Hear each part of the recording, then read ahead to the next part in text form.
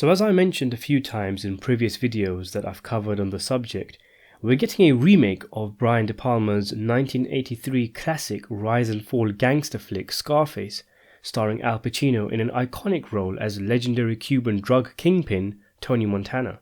Funnily enough, this film itself is a remake, as the original Scarface is a black and white gangster film released in 1932. De Palma's film changed the setting, the environment, the time period, the atmosphere, and went for excess.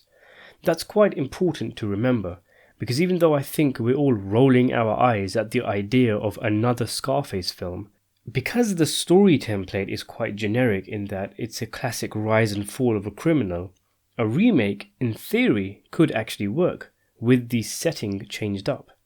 The new Scarface is being directed by Luca Guadagnino, the director of the Suspiria remake and Call Me By Your Name. He's hot property at the moment, with Call Me By Your Name being much loved by the critics.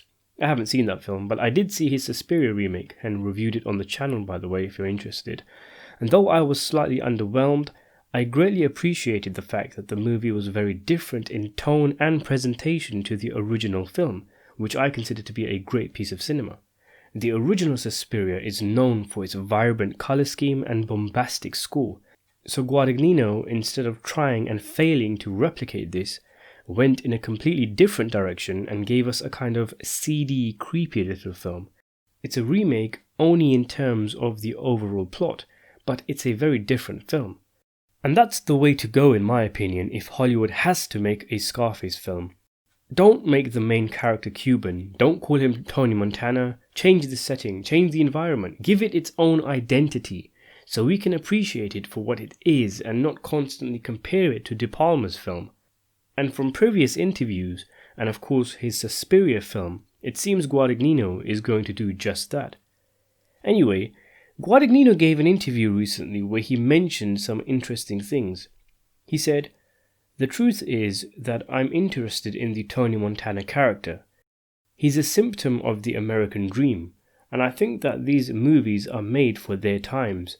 My own Scarface will arrive 40 years after the previous one. I think the important thing about these movies is not the fact that they're lush and fundamental like Brian De Palma's one.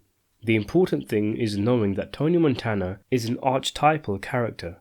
The important things are A, it has to be well done, the script has to be great, and it is. B, our Tony Montana has to be current. I don't want to imitate anything. C, this movie has to be shocking. I told you about Suspiria and I kept the promise to you then. I think I will surprise you with this movie too.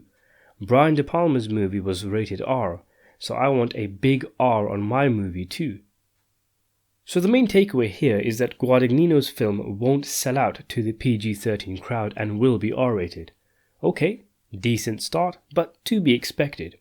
He also mentions that the movie will be surprising and shocking, and uses Suspiria as an example. To be honest though, and this is just me, I felt Suspiria lost some of the hold and effect it had towards the end of the film, because it went too far with the shock factor. It seemed like it was just trying to be really gory just for the hell of it.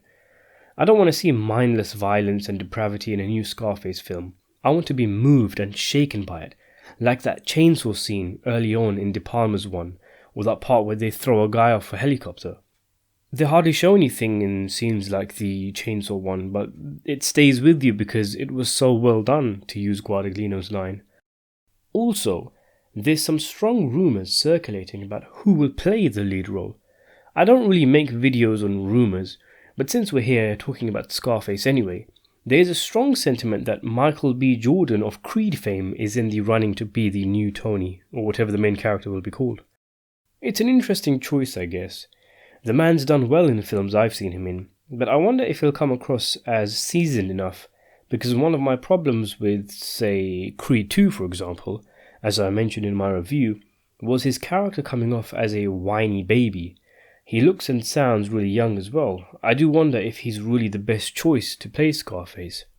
Also, this brings up suggestions about the setting of the new film.